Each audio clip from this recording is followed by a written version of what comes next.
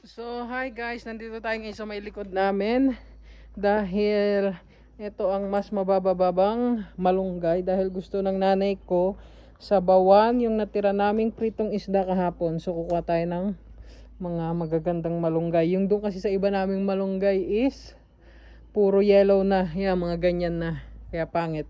So, dito, luckily, meron pang mga fresh. So, hahanap tayo ng mga fresh. So, yun ang kukuhanin natin. Dito lang sa mababa kasi mataas na rin to eh. So papakita ko sa inyo mamaya. So okay na siguro to, marami-rami na ito.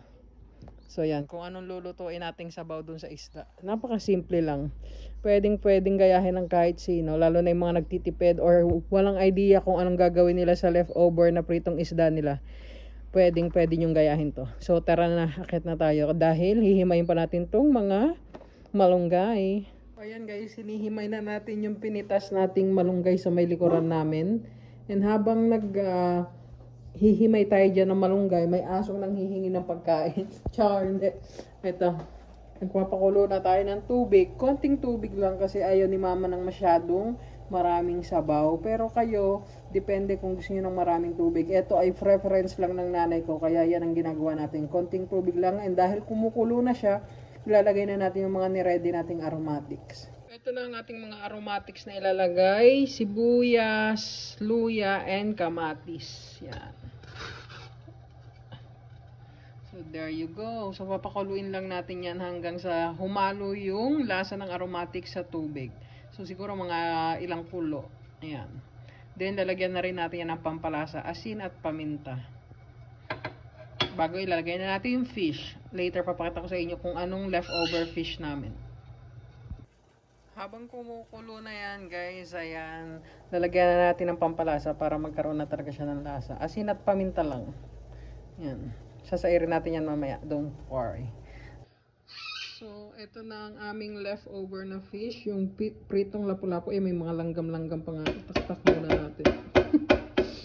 So, ayan. Nalagay na natin yan dyan. Kasama ng mga langgam, pampaganda yun ng boses. So, ayan. Wala pa tayong ibang nilalagay na flavorings dyan. Yung asin at paminta lang. And yung mga aromatics na yan. So, lalagyan natin yan ng Knorr cubes para lumasal-lasa naman yung sabaw niya. Para masarap ang paghigop. So, wait lang po akong Knorr cubes. So, ayan na ang ating fish. Nagsuswimming na yan siya dyan. Sumama na yung flavors niya dyan. And ito na ang ating Knorr cubes. 1/4 lang ito or kalahati ang ilalagay natin. Para lang lumasa sa sabaw. Tignan nyo yung kulay ng sabaw. Yan na. So yan na. Yummers na yan. Yummers. So ayan na guys. Hindi ako nakain yan. Pero dahil nagluluto tayo, kailangan kong tikman. So tinikman ko. Okay naman na yung lasa niya sa akin. Kaya ilalagay na natin yung superfood, which is malunggay. Yun lang yung ilalagay natin gulay dyan. Wala nang iba. Malunggay. Ayan yung mga aromatics lang. Napakasimpleng ulam lang. Ito ang request ng nanay ko. Damihan natin ang malunggay. So, dinamihan ko malunggay. Yan. Lagyan na natin yan dyan. Lah, may buo-buo pa. Kasama pa yung mga tangkay. Bahala na yung nanay ko kumain dyan. So, yan. Ang dami pang buo-buo. So, pwede na yan. And here it is guys, ang ating simple and healthy dish na ginawa natin sa aming leftover na ulam. If marami kayong mga available na gulay dyan, pwede nyo yan lagyan ng kalabasa, ng sweet potato or kamote. Depende sa inyo kung anong gusto nyong ilagay na gulay, alugbate.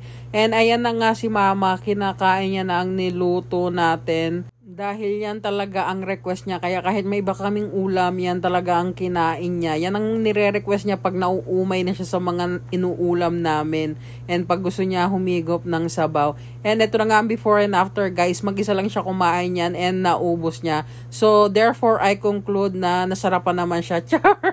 So yun lang guys. Shinare ko lang sa inyo. Nasa sa inyo yan kung gusto niyo gayahin. Maraming salamat sa panonood. See you on my next one. God bless everyone.